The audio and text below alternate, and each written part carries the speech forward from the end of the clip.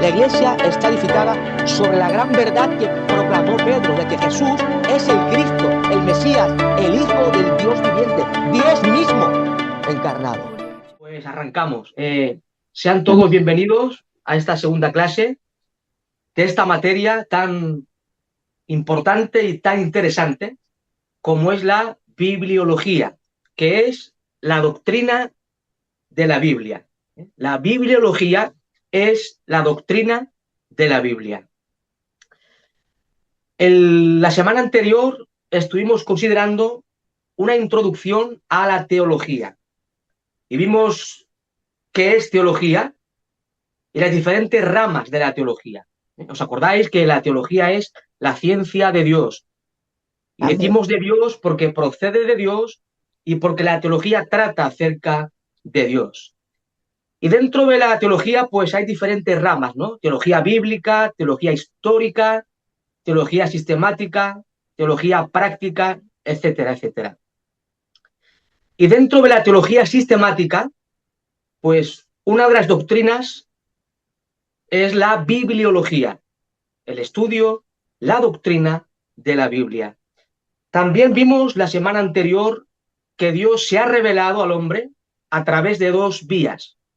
A través de la creación, Salmo 19 y Romanos 1:20, esta creación da testimonio de que hay un ser creador, omnipotente y soberano, pero de forma especial Dios se ha revelado a través de las Escrituras, que es lo que se conoce como la revelación especial de Dios, porque la Biblia nos muestra quién es Dios, cómo es Dios, cuál es el plan eterno de Dios, quién es el hombre, cuál es la condición del hombre y cómo el hombre puede llegar a ser salvo a través del Señor Jesucristo.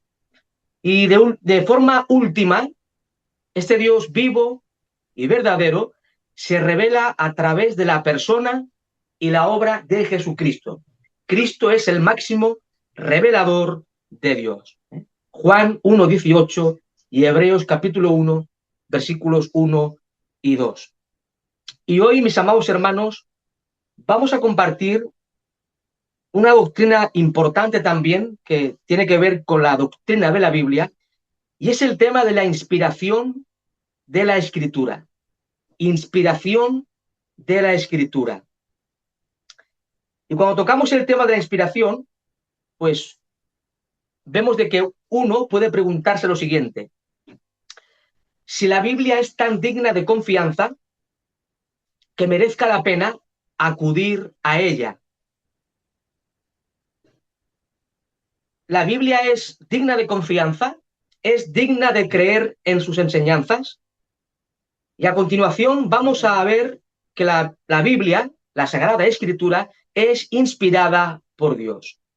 Y como consecuencia, la Biblia es veraz, es inerrante, es infalible, es palabra de Dios. Y como consecuencia de todo ello, afirmamos que, por supuesto, que la Biblia, la palabra de Dios, es digna de toda confianza, porque la Biblia es palabra de Dios.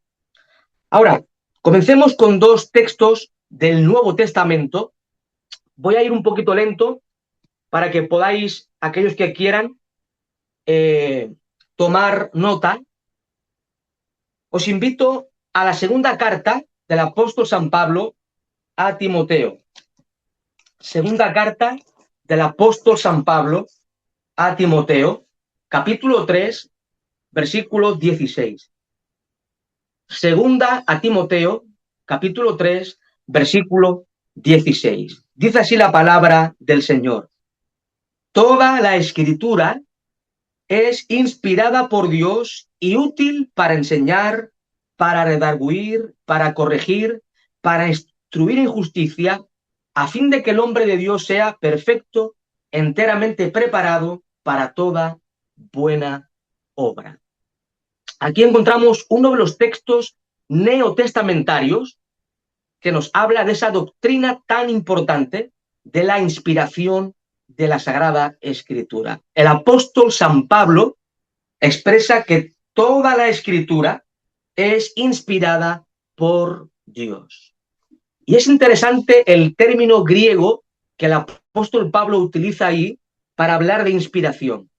La palabra griega que el apóstol San Pablo expresa es theoneustos. Theoneustos.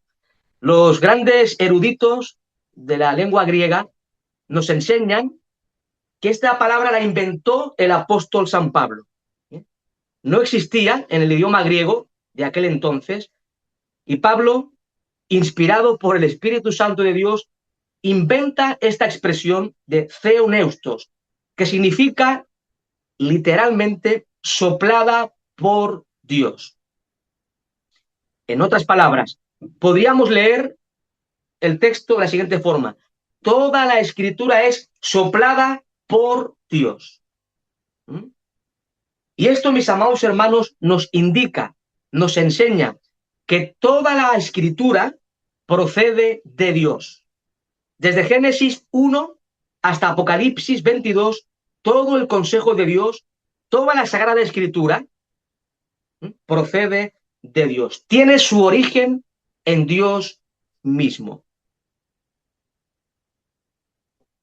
Otro texto neotestamentario de suma importancia es la segunda carta del apóstol Pedro, segunda epístola del apóstol Pedro, capítulo 1, versículo 21.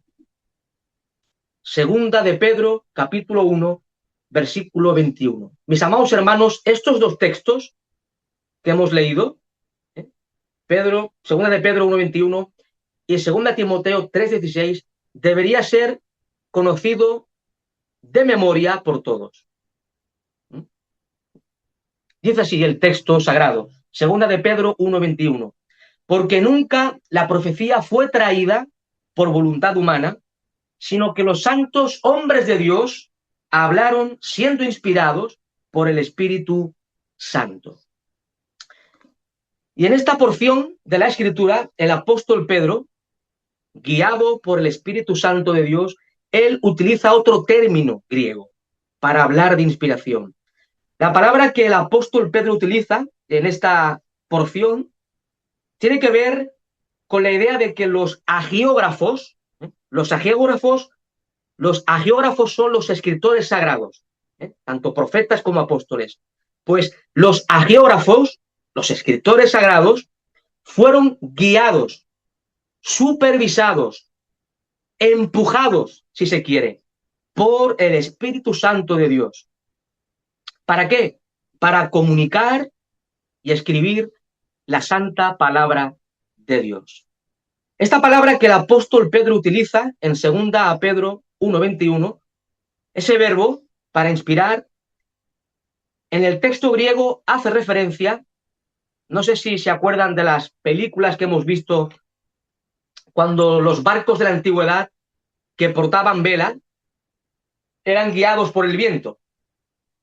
El viento soplaba la vela y el barco se movía. Pues esa es la expresión que el apóstol Pedro utiliza en su carta.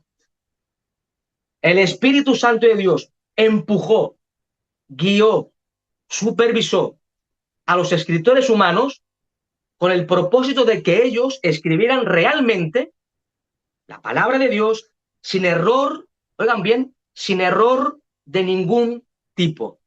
Esto es importante. Por tanto, mis amados hermanos, podemos definir la inspiración con estas palabras. Podemos definir la inspiración con las siguientes palabras. La inspiración es la dirección de Dios sobre los escritores humanos de forma que escribieron realmente la palabra de Dios sin error de ningún tipo. Si bien, mis amados hermanos, los escritores humanos, tanto profetas como apóstoles, ellos utilizaron su propio estilo y su propia personalidad. Esto es importante. Aunque los escritores sagrados fueron guiados y supervisados por el Espíritu Santo de Dios, no obstante, cada escritor humano utilizó su propia personalidad y su propio estilo de redacción. no eran máquinas, no eran meras herramientas. Ellos usaron su propia capacidad intelectual que tenían.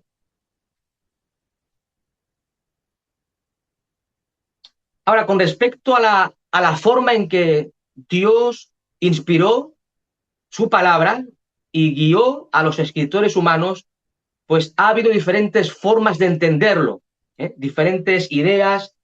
Ha habido a lo largo de la historia del cristianismo diversidad de opiniones al respecto, con lo que tiene que ver con la naturaleza misma de la inspiración bíblica. Durante la edad patrística, durante la edad patrística, en los primeros siglos, los primeros 5 siglos o 6 aproximadamente, durante esa época, no predominó ninguna teoría de cómo fue la inspiración.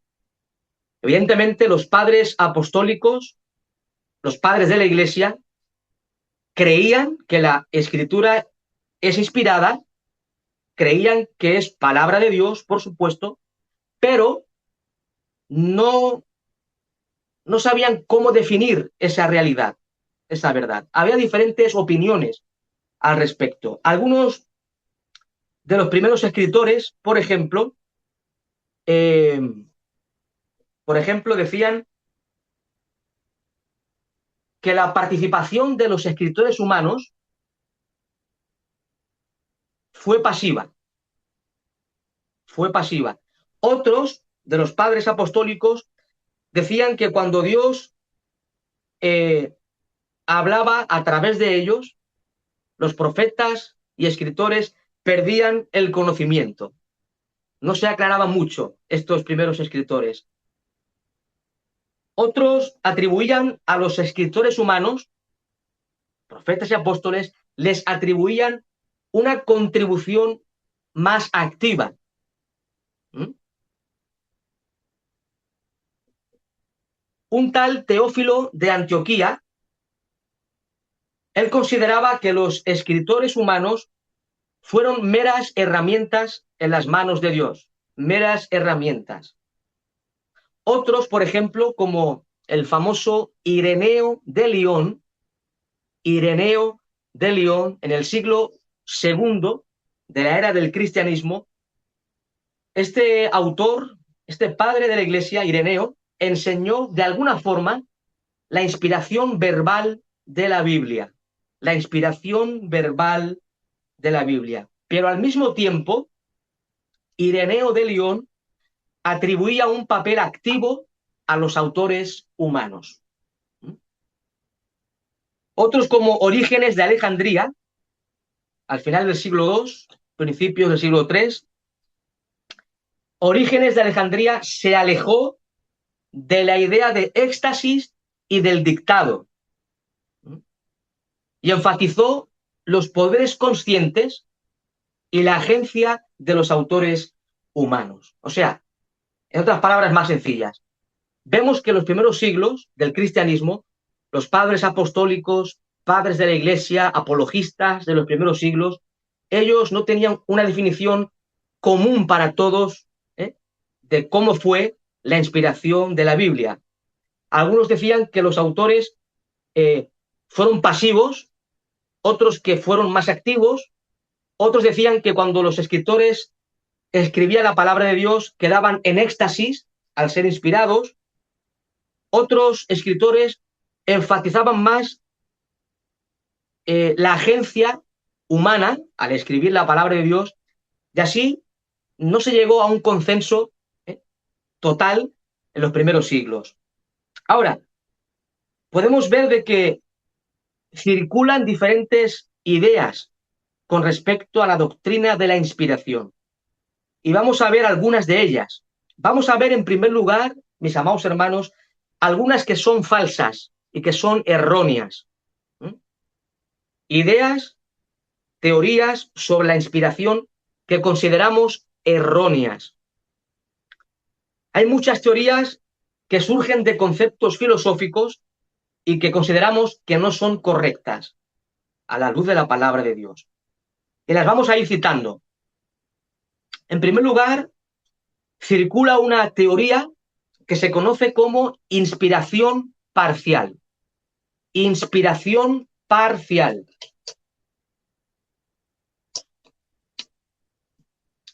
La inspiración parcial, esta teoría que algunos sostienen, expresa de que todo lo que contiene la Biblia no es inspirado, sino que solamente fue inspirado los asuntos, los temas que tienen que ver con la doctrina y asuntos de fe. Pero que los asuntos que tienen que ver con la historia, con la geografía, con datos científicos, etcétera, etcétera, eso no fue inspirado, según esta teoría. ¿Sí?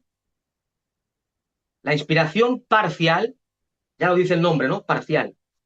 Sostiene que solamente fue inspirado lo que tiene que ver con la doctrina y los asuntos de fe, pero no necesariamente los asuntos de historia, geografía, datos científicos, etcétera, etcétera.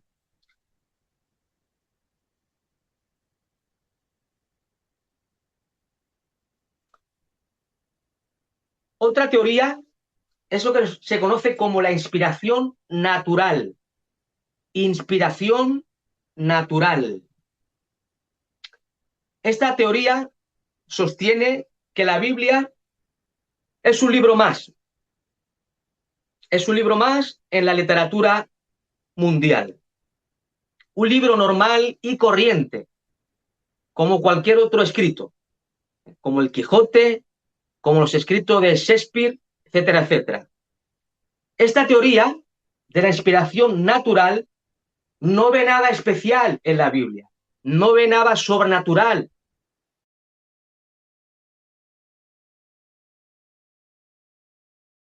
Un libro más en el amplio abanico de literatura que existe en el mundo de la escritura, ¿no? De la literatura.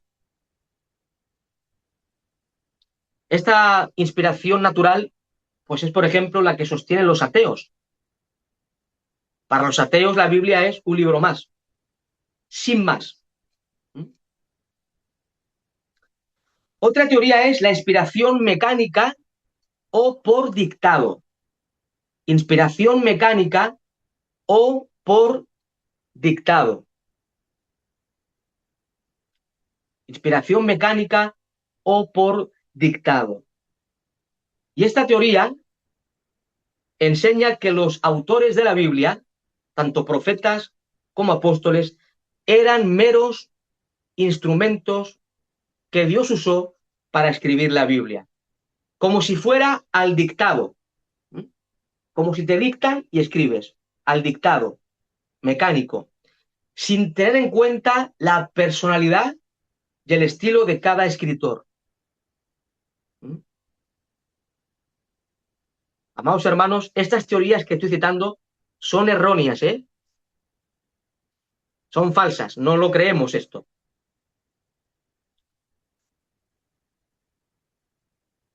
En cuarto lugar, está la teoría de inspiración de pensamientos. Inspiración de pensamientos. Esta postura mantiene que el Espíritu Santo de Dios inspiró de alguna forma solamente las ideas o pensamientos, pero no las palabras de la Biblia. Solamente las ideas o pensamientos, pero no las palabras en sí.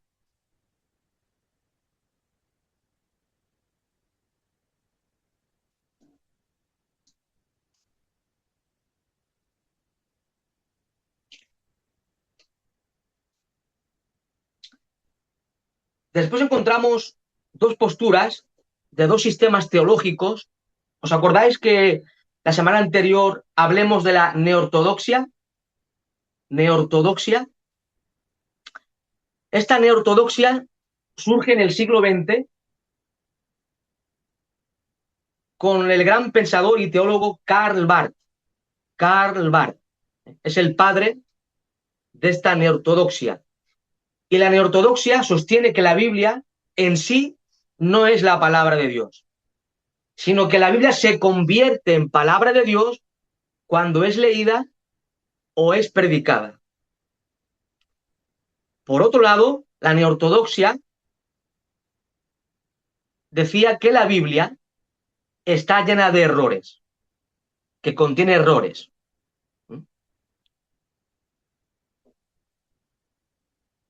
Esa neortodoxia hay que rechazarla por completo en esa idea. La Biblia no tiene errores. La Biblia es palabra de Dios, se lea o no se lea, se predique o no se predique. Y también encontramos un sistema teológico que es el liberalismo. El liberalismo o teología modernista. Es lo mismo, el liberalismo teológico o teología modernista. Esta teología surge a finales del siglo XIX y principios del siglo XX, la teología liberal. Los teólogos liberales afirman que la Biblia es un libro más en la literatura.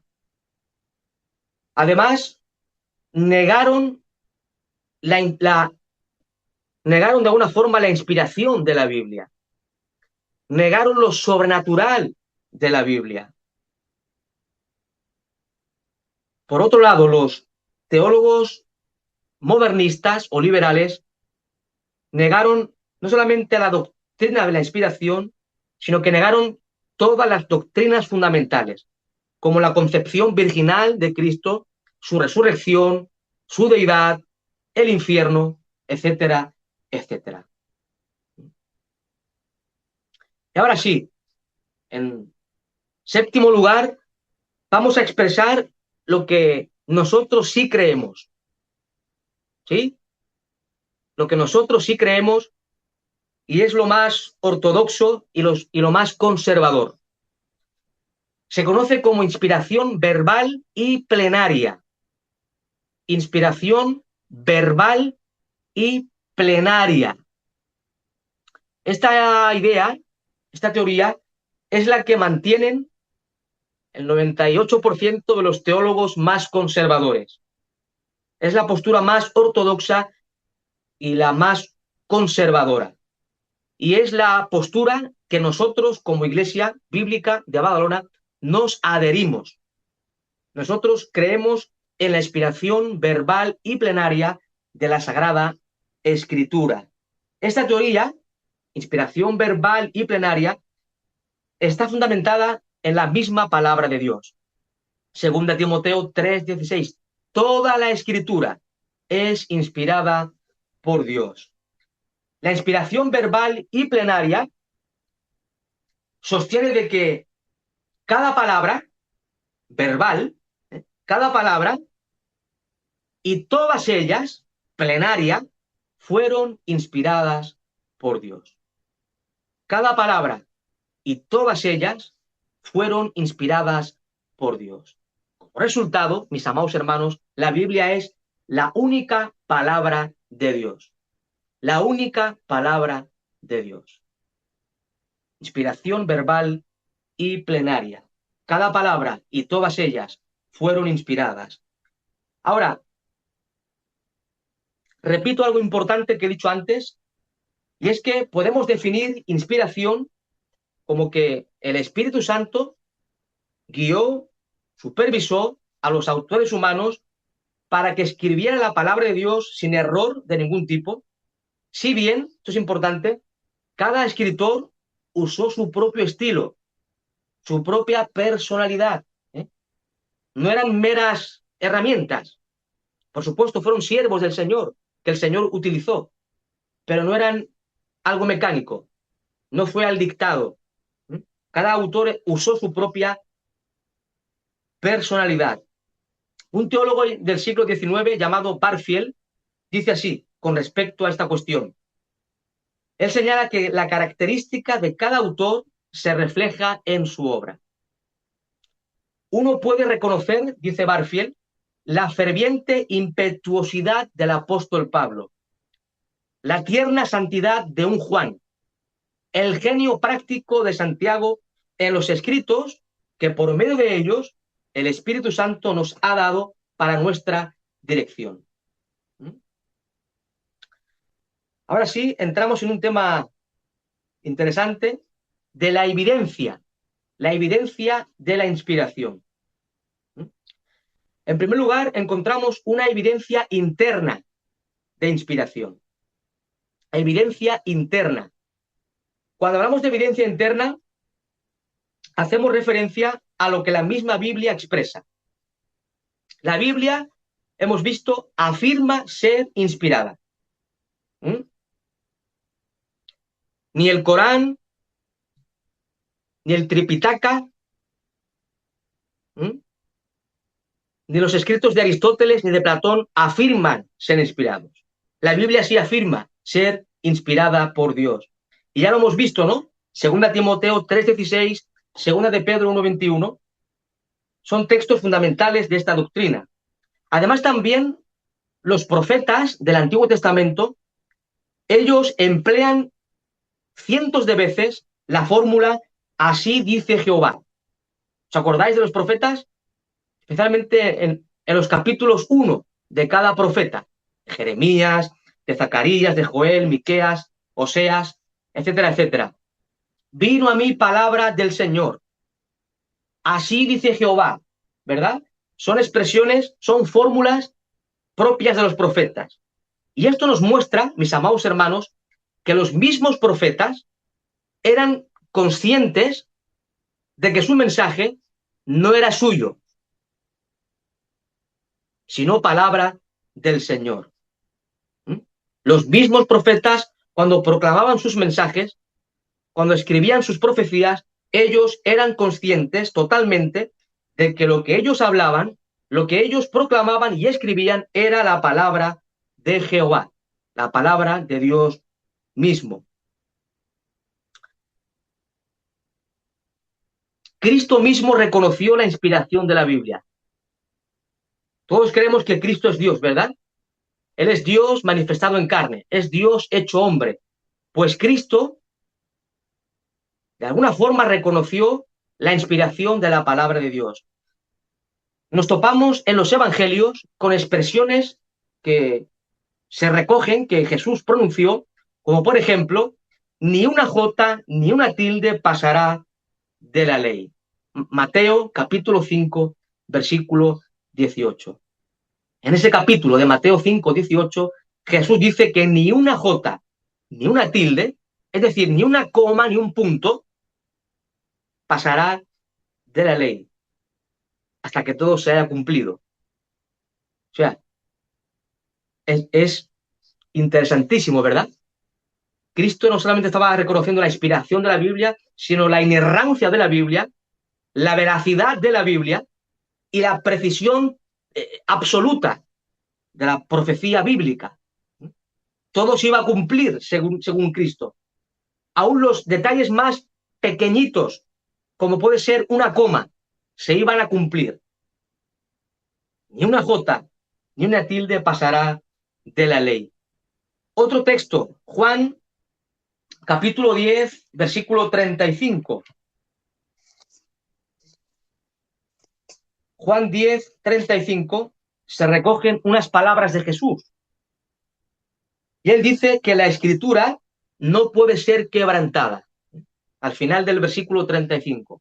Juan 10, 35. Al final, Cristo mismo expresa que la escritura no puede ser quebrantada. Aquí Jesús está reconociendo la infalibilidad de la Biblia. Está reconociendo la infalibilidad, es decir, que la Biblia no falla. ¿Y por qué no falla la Biblia? ¿Por qué no se equivoca? Porque es palabra inspirada de Dios. O sea, Cristo mismo reconoce la inspiración, veracidad, infalibilidad, inerrancia de las Sagradas Escrituras. Y esto es muy interesante, mis amados hermanos. Es muy interesante. Los apóstoles de Jesucristo también, por supuesto, reconocieron que las Escrituras son inspiradas por Dios. De hecho, ya hemos leído, ¿no?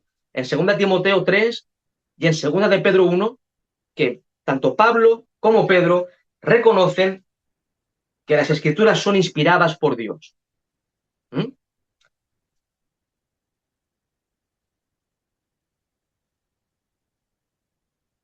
Ahora, algo más interesante aún. Los apóstoles no solamente reconocieron los escritos del Antiguo Testamento como inspirados y como escritura y palabra de Dios, sino también los del Nuevo Testamento. Muy interesante. Los apóstoles reconocieron como palabra de Dios no solamente los escritos del Antiguo Testamento, sino también los del Nuevo Testamento. Por ejemplo, en Segunda de Pedro, capítulo 3, versículos 15 y 16, si usted lo lee en casa, Segunda de Pedro, capítulo 3, versículos 15 y 16, si lo lee con detenimiento, se dará cuenta que el apóstol Pedro reconoce como escritura los escritos del apóstol San Pablo. ¿Sí? Si usted lee con detenimiento Segunda de Pedro, capítulo 3, versículos 15 y 16, se dará cuenta que el mismo apóstol Pedro, un apóstol de Jesucristo, reconoce los escritos que salen de la pluma de Pablo como escritura. Y esa expresión escritura en la Biblia, esa terminología hace referencia a escritos sagrados, escritos inspirados, es decir, la palabra de Dios. Algo aún más interesante, mis amados hermanos. Os invito a Primera de Timoteo, capítulo 5, versículo 18.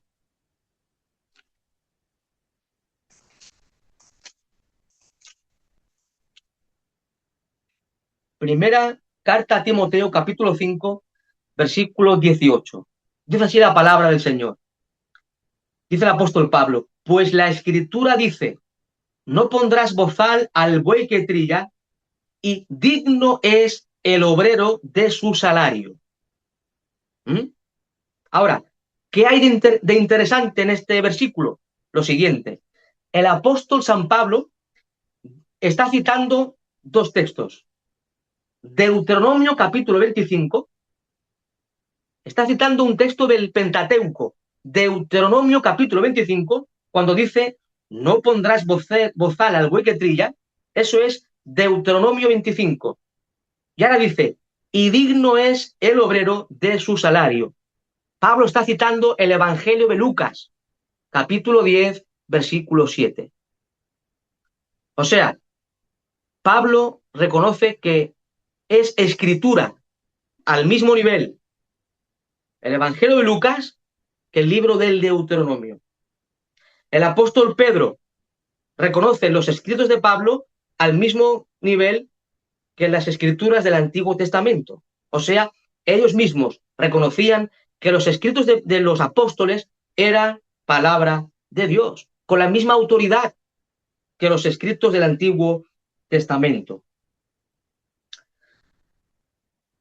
Ahora bien, evidencia externa. Evidencia externa de la inspiración. Evidencia externa de inspiración.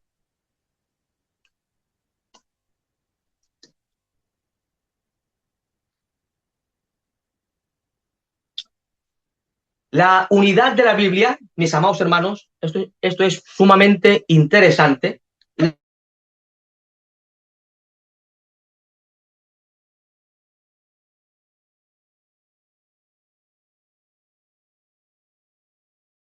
La unidad de escritores. Unidad de escritores. Y voy a citar a un autor llamado Roger Dixon. Roger Dixon. Dice así, y lo cito, la Biblia es una recopilación de 66 libros y epístolas, todo ello escrito a lo largo de un periodo de alrededor de 1500 años por aproximadamente 40 autores. Estos hombres escribieron en diferentes periodos históricos y en diferentes localidades, y sin embargo, sus obras presentan una armonía total, con ausencia de contradicciones. Muchos escritores confirman la inspiración de otros, Pedro reconoce a Pablo como un escritor inspirado. Segunda de Pedro 3, 15, 16. Los libros primero y segundo de Crónicas y primero y segundo de Reyes se confirman mutuamente en cuanto a episodios históricos. En otras palabras, mis amados y queridos hermanos, autores distintos, con estilos de redacción muy diferentes, algunos con una cultura más elevada que otros. Por ejemplo, entre los escritores bíblicos nos topamos con Moisés. Moisés, el autor del Pentateuco. Moisés era un hombre muy culto, muy preparado, ya que Moisés fue educado en la corte faraónica. Moisés fue criado en la corte faraónica como un príncipe, básicamente. Y Moisés recibió una muy buena y alta educación en Egipto. Moisés tuvo que aprender escritura jeroglífica. ¿Saben lo que es, no? La escritura jeroglífica, lo que vemos en los documentales, las escrituras de los egipcios en las paredes y monumentos. Pues Moisés sabría, por supuesto, escritura jeroglífica, lectura de documentos antiguos, etcétera, etcétera. Un hombre con una vasta cultura. Por otro lado, encontramos otro autor como Josué, que escribe la obra de Josué. Josué fue un soldado, sin más, un simple soldado. Tenemos a un David, un rey, a Salomón, un rey filósofo, podemos decir. Tenemos a un Daniel, un estadista, un hombre de Estado, un hombre también con mucha capacidad. Pero seguimos avanzando en la palabra de Dios y nos topamos con un profeta Amós. El profeta Amós era un hombre muy humilde, mis amados hermanos. No tenía mucha cultura. Él recogía higos. Su trabajo era recoger higos. ¿Mm? Y Dios lo llamó al ministerio profético. Pero él también escribe palabra de Dios. Pasamos a los escritos del Nuevo Testamento y nos encontramos con pescadores del mar de Galilea, hombres rudos, con poca educación, como son Pedro y Juan.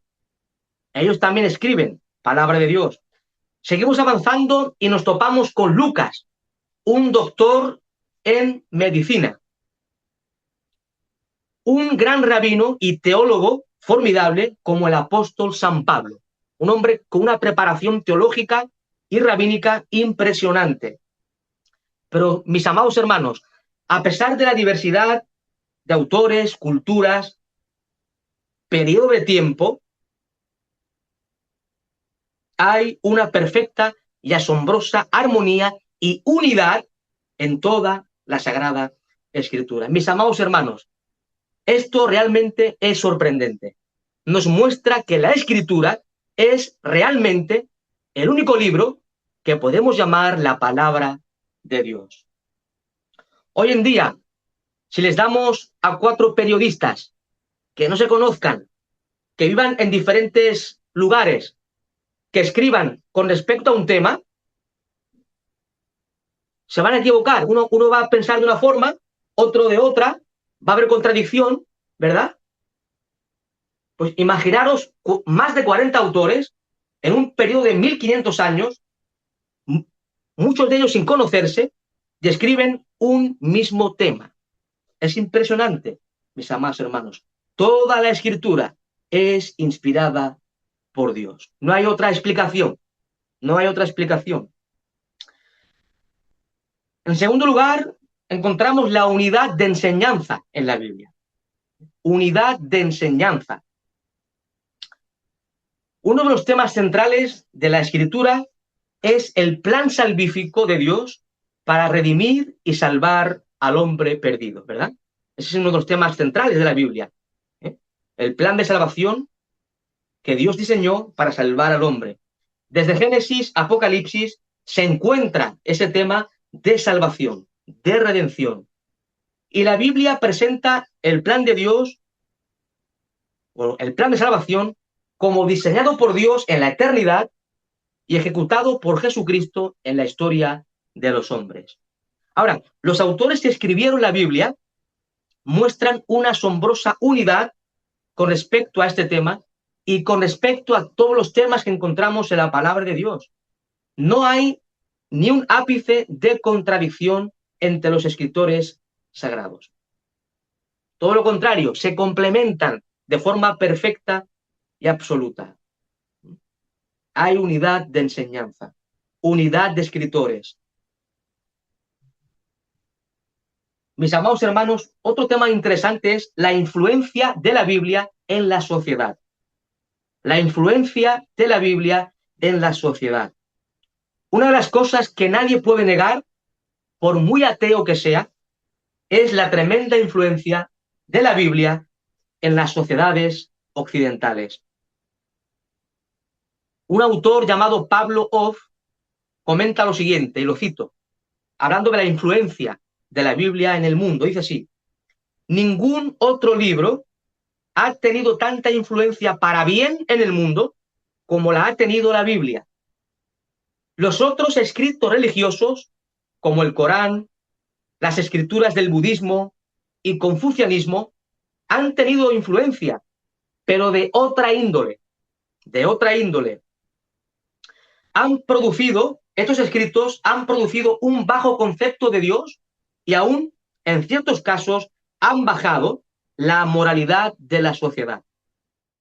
En contraste, mis amados hermanos, las doctrinas bíblicas, las doctrinas bíblicas han inspirado la más alta moralidad,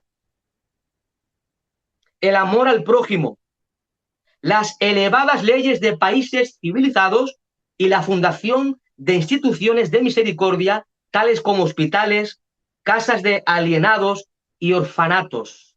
Todo esto influenciado por la Biblia. Algunas otras religiones enseñan la ética, dice Pablo Off, pero no proporciona el poder para cumplir sus normas. Solo la Biblia señala la fuente de poder para cambiar y transformar a los hombres.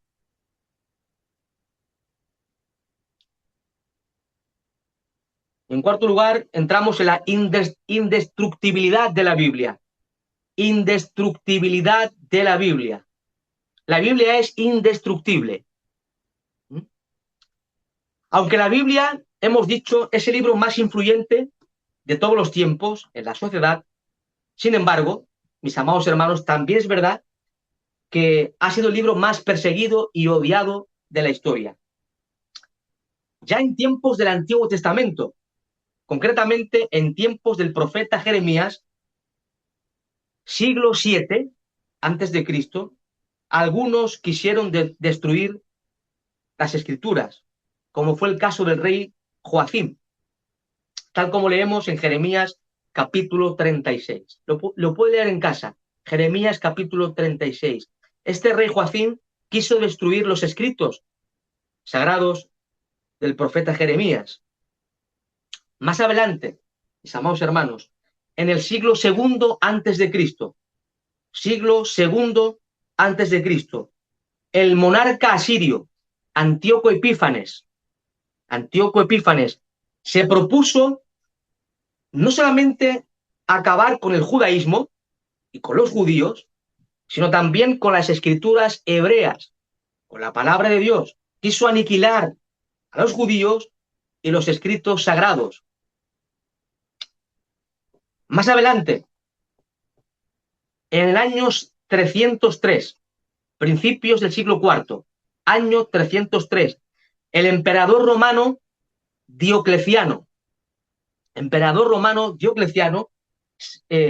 promulgó en su imperio matar a los cristianos y acabar con las sagradas escrituras.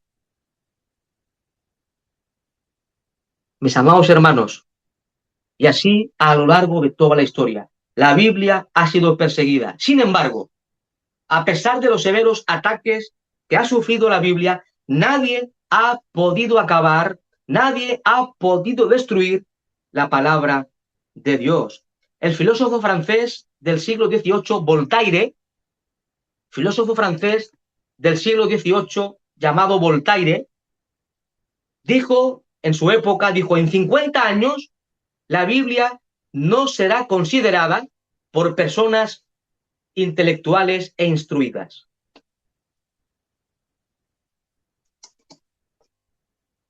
Voltaire, filósofo del siglo XVIII, en su época él expresó que en 50 años la Biblia sería dejada de lado por los hombres. Mis amados hermanos, la realidad es que Voltaire está enterrado, murió. Y si murió sin Cristo, pues está condenado. Si murió sin Cristo, estará condenado. Tampoco lo sabemos, ¿no? Pero él dejó de existir en este mundo. Pero la Biblia sigue siendo el libro más vendido de todos los tiempos. ¿Mm? Y aquí tenemos la Biblia, en los móviles, en los ordenadores, cientos de versiones distintas para leer. La Biblia no ha desaparecido del mapa, sigue vigente su palabra. Y aquí se cumple las palabras de Cristo en Mateo 24:35. Mateo 24:35, Cristo expresó, el cielo y la tierra pasarán, pero mis palabras no pasarán. Qué tremendo, mis amados hermanos. Qué glorioso es esto. El libro más perseguido de la historia. Emperadores, instituciones, reyes, se han levantado para acabar con la palabra de Dios. Pero aquí está la palabra de Dios, con nosotros, con la iglesia, con el pueblo de Dios. Y seguimos leyendo la Biblia, seguimos conociendo a Dios a través de la Biblia, seguimos predicando la palabra de Dios.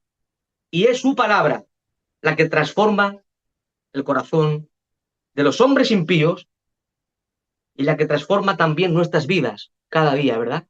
Al leer su palabra y aplicar su palabra. La arqueología también ha confirmado la Biblia. Otro día podríamos dar arqueología y Biblia. Arqueología y Biblia. Es sumamente interesante y fabuloso. Estupendo tema. Pero solamente quiero decir que la arqueología ha demostrado en muchísimas ocasiones que lo que narra la Biblia en aspectos de historia, cronología y geografía es verdad. Es verdad. Durante el siglo XIX, por ejemplo, los estudiosos, los historiadores atacaron fuertemente la veracidad histórica de la Biblia. Algunos, por ejemplo, tildaban de ficción descabellada los relatos narrados en Génesis, los relatos patriarcales de Abraham, Isaac, Jacob, etcétera, etcétera. Sin embargo, mis amados hermanos, la misma arqueología ha demostrado que la onomástica, que son los nombres, las leyes y costumbres que vemos en el entorno de los patriarcas bíblicos, está en perfecta armonía con el contexto del Medio Oriente en el segundo milenio antes de Cristo. Códigos de leyes tales como el código de Hammurabi, las leyes de Nufi y Mari, han confirmado el relato bíblico. Y así hay mucho más que decir con respecto a esa cuestión. Otro día podríamos tocar el tema de arqueología y Biblia. Es sumamente interesante, mis amados hermanos. Solamente decir eso. La arqueología que surge en el siglo XX, arqueología bíblica, podemos llamar, ha confirmado muchísimos relatos narrados en la palabra de Dios. Otra cuestión que nos enseña de que la Biblia es palabra de Dios es el cumplimiento de las profecías. El cumplimiento exacto, preciso, total de las profecías bíblicas. Es una de las evidencias más poderosas de la inspiración de la palabra de Dios. Los eruditos, los grandes especialistas nos enseñan que solamente en la primera venida de Cristo, note bien, solamente en la primera venida de Cristo se cumplieron en Cristo, en su persona y obra, más de 300 profecías al pie de la letra. Asombroso, asombroso. Vamos a mencionar solamente algunas. En Génesis capítulo 49, versículo 10, Génesis 49, 10, se predice unos 1800 años antes de Cristo, 1800 años antes de Cristo, que el Mesías sería de la tribu de Judá. Léalo bien y analícelo bien. Y cuando vamos a Mateo capítulo 1, vemos que esa profecía se cumple al pie de la letra. Cristo, el Mesías, nació de la tribu de Judá.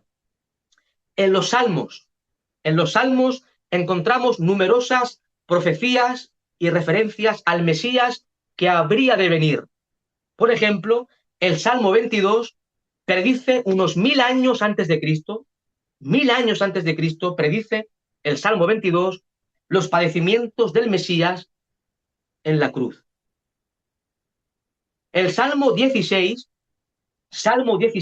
escrito 10 siglos antes de Cristo, anuncia y predice la resurrección del Mesías. Se cumplió al pie de la letra. Cristo, el Mesías, resucitó. Mateo 28, Marcos 16, Lucas 24, Juan 20. El Salmo 118, alrededor de 10 siglos antes, anunció que el Mesías sería rechazado por su pueblo.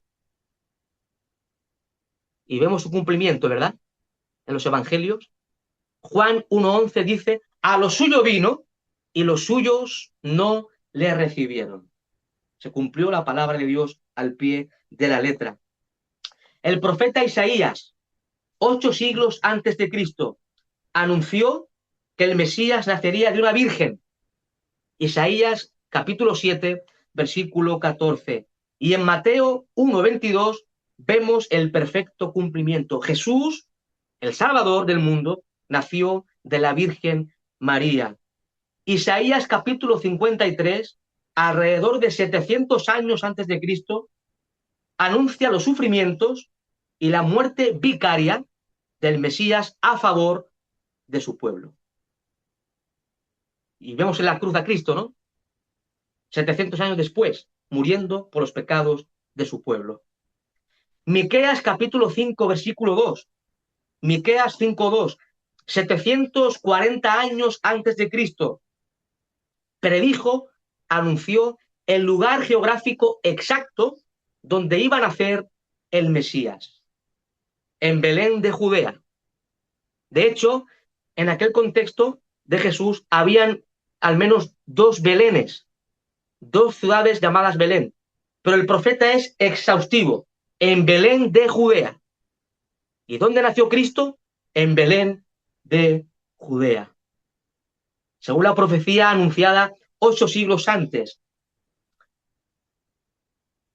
También se cumplieron muchas más profecías, por supuesto, hay cientos y cientos y cientos de profecías que se cumplieron al pie de la letra. Por ejemplo, el profeta Nahum, en su profecía, allá por el año 665 a.C., él anunció la caída, la destrucción de Nínive, la capital de Asiria.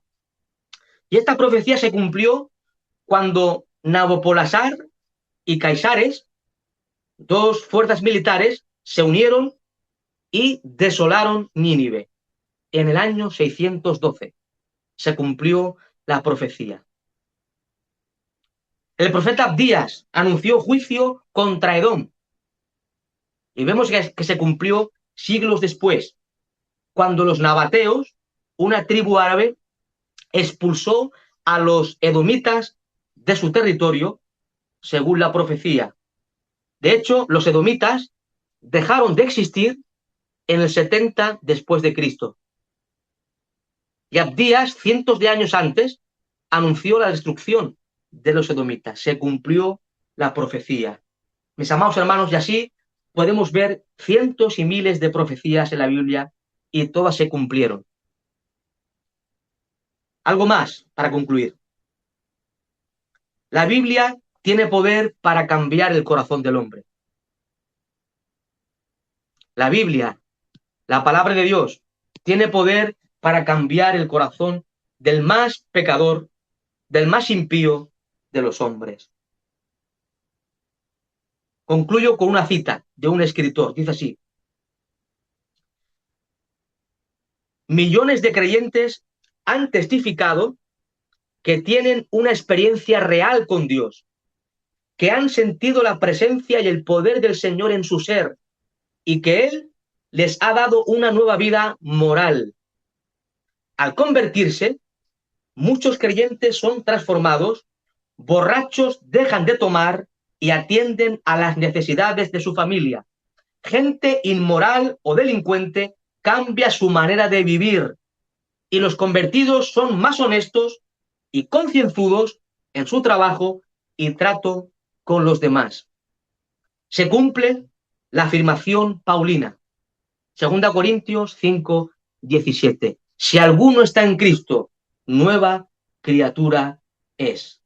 Las cosas viejas pasaron. He aquí todas, absolutamente todas, son hechas nuevas. Gloria a Dios por el poder transformador del Evangelio de Jesucristo. A nosotros que estamos aquí hoy, su palabra nos ha transformado, ¿verdad? Ha cambiado nuestro corazón. Nos ha hecho nueva criatura en Cristo. ¿Y todo por qué? Por el poder de la palabra de Dios. Estamos aquí por el poder de la palabra de Dios. Por tanto, afirmamos que la Biblia es inspirada y como consecuencia es la palabra de Dios. Y la pregunta, mis amados hermanos, ¿estamos leyendo más la Biblia? Porque es interesante conocer todo esto, ¿no? Pero estamos dedicando tiempo a leer la Biblia cada día, a meditar en esta ley de Dios para aplicarla a nuestro caminar diario, para vivir en santidad. Necesitamos leer la Biblia diariamente y aplicarla. Para crecer espiritualmente en nuestra vida, necesitamos leer la Biblia y aplicarla. Por tanto, os animo que leamos más la Biblia cada día, aunque sea un capítulo, qué mínimo, un capítulo, meditarlo y aplicarlo a nuestra vida personal. Porque solo su palabra nos santifica, nos hace crecer, madurar en nuestra vida espiritual. A Dios sea la gloria eternamente y para siempre. Bien, ¿algún otro hermano que quiera comentar alguna cosa? Vamos, Fernando. Fernando, habilita el micro, hermano. ¿Se me oye Vale, ahora? se te Sí, oye. Vale, perfecto. Es muy alentador y es muy motivacional el uso de dedicarle una dosificación de horarios para leer la Biblia y estar informado, no solamente mentalmente, ¿no? Es para poner la palabra por obra y por práctica como cristianos que somos. La Biblia dice que los de Tesalónica eran más nobles que los de Berea, o al revés, no recuerdo exactamente el texto, pero, pero los cristianos de Berea escudriñaban las escrituras para ver lo que Pablo decía, a ver si era cierto o no era cierto. Y le llama nobles. Pablo entendemos que fue una gran influencia en el cristianismo y su persona y los escritos profundos y muy acordes con la palabra de Dios y todo lo que estaba comentando Luis, un hombre inspirado, un hombre utilizado, un hombre usado, con mucha experiencia. Pero los cristianos no solamente se limitaban a oír, escudriñaban las escrituras, a ver si lo que Pablo decía era acorde. En este tiempo hay hombres que son muy influyentes y basta ser con que lo digan hombres que han creado escuelas, como hablaba Luis de los padres apologéticos del siglo I, segundo, tercero y cuarto, que crearon escuelas y fueron hombres muy influyentes. Hoy día, en el siglo XXI, también hay hombres muy influyentes que dicen muchas cosas, aportan muchas verdades, dicen mucha información, pero nos resta a los hijos de Dios verificar con las Escrituras si es cierto o no es cierto, o hasta qué punto, valga la expresión, entre comillas, se lo están inventando. Esa era Bueno, mi reflexión o mi pregunta, Luis. No, muy bueno, muy interesante. Es cierto, aunque escuchemos y leamos de autores respetables, ¿no? Y grandes teólogos, pensadores cristianos, es importante que nosotros como cristianos, pues, cotejemos la información con la palabra de Dios a ver si está en lo cierto, porque a veces nos dejamos vislumbrar por la influencia de un líder, un pastor, un teólogo, y resulta de que lo que enseña a veces está en contradicción con la palabra de Dios. Amén. Y como decía Tomás Fernando, por supuesto, debemos ser lectores asiduos de la palabra de Dios para que nadie nos engañe. Estar atentos a la palabra profética más segura, que son las escrituras, por supuesto. Que bueno, así es. sí, sí. Bueno, Algo más y yo tenía concluimos para no... una pregunta a la que yo no sé si alguien más quiera comentar algo. Bueno, puede levantar la mano, me dice, para ir terminando ya la sesión. Tenía una pregunta que yo alguna vez he escuchado, ¿no? Te he escuchado incluso a ti, cuando enseñas, cuando se habla acerca de la infalibilidad de la Biblia, ¿no? Y en algunas ocasiones mencionas que en sus originales, la Biblia no tiene ningún tipo de error. Háblese, ¿no? El arameo, el hebreo y el griego. Pero eso abre la puerta, o sea, es correcto decir que en las traducciones, ¿no? Que hay diversas traducciones al español, al inglés, al alemán, al francés, etcétera. Eh, está sí, que en las traducciones sí que podrían haber inexactitudes al traducir o no, o qué se debería decir, ¿no? ¿Cómo tratar este tema? Muy bien, Enrique, muy buena pregunta.